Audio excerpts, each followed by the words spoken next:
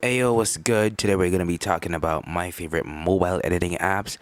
And this is specifically for people who are on the broke side that, just want to start getting into editing photos. And maybe you don't have a laptop or a PC. And maybe you don't have money to pay $10 a month for Lightroom. Or you just don't have anything at all. Editing can get pretty expensive. You need a workstation, a desk, a mouse, a laptop, and you need a good laptop too. So everyone has a phone. Doesn't have to be an iPhone. One of these apps are going to be specific to Apple only, but that is only one. I'm going to be talking about three apps specifically, and the first one is Lightroom. Yes, Lightroom made a mobile app that I'm pretty sure everyone knows about by now. It is, it isn't completely free, but it's a great place to start, especially if you're gonna be doing this in the future. If it's something that you're gonna stick with, you're probably gonna be in the Adobe system anyways, and it is good to just have things set up long term. You can have your presets set up from your mobile device and move them to your computer, your PC, whatever, vice versa, which helps with consistency. And if you pay the $5 a month for Lightroom Mobile, you don't have to because, but if you do, they do also give you access to gradient filters and radial filters, which is a pro tool for me. I always use those. And if you're probably going to end up using them anyways.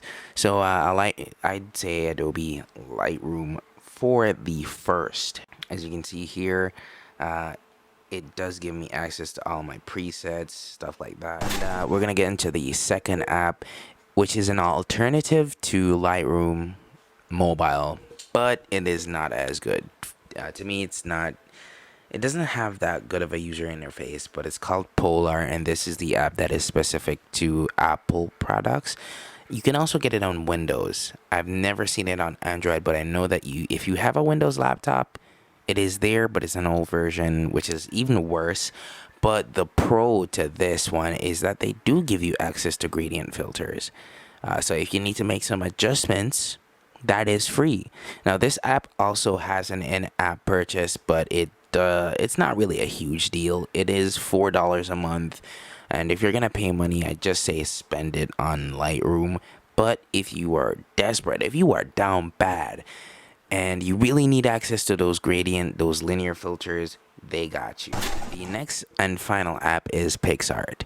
It is an alternative to Photoshop. I don't like the Photoshop version on mobile. It kind of sucks.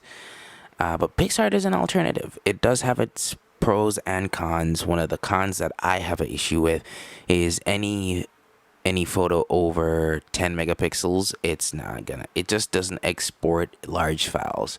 If I took a 16 megapixel photo and I imported it into PixArt and I finish what I'm doing, I export, it's gonna be less than 10 megapixels or 10 megapixels exactly.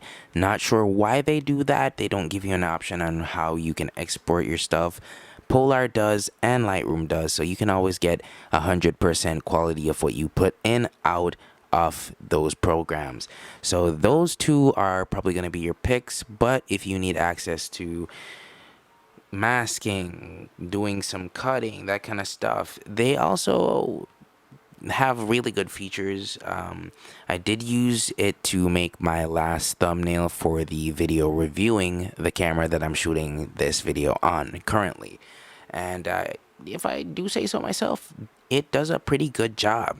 I don't really have much issues with PixArt. They do a great job. It also doubles as a drawing feature. They do have a drawing feature. So if you're an artist and you do that kind of stuff, PixArt might be the app for you. They do also have an app specifically targeted to people who are artists and do drawing stuff that you can also record your sketches or whatever. It's built into the drawing feature. They also give you what am I looking for?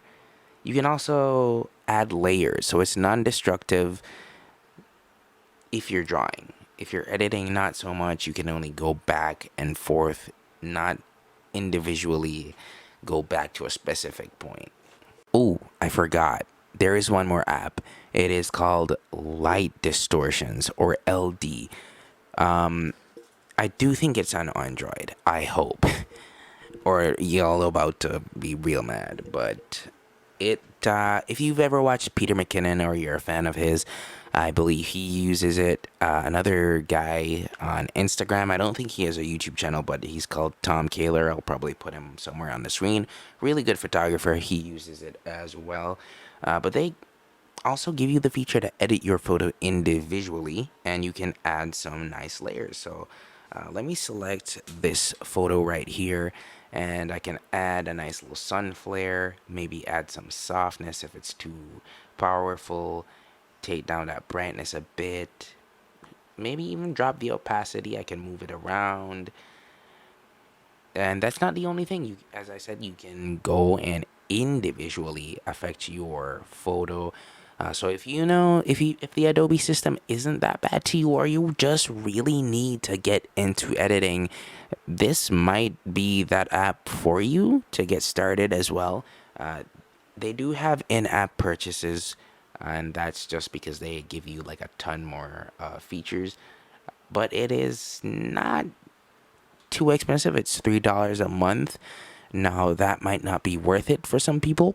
Pixart does have these. You can also add overlays, so you could just grab a PNG from Google and just make your own sun flare and affect the opacity, and it's free. That feature is free. But you can make your own decision. Anyways, that's the end of the video. If you do like, consider subscribing. That would help. It would really help. I have no idea what I'm doing. Anyways, thanks for watching the video. If you made it this far, I hope you have a great day. If you're not having a great day, well, that sucks. I have no advice for you. Peace, I guess. I don't know.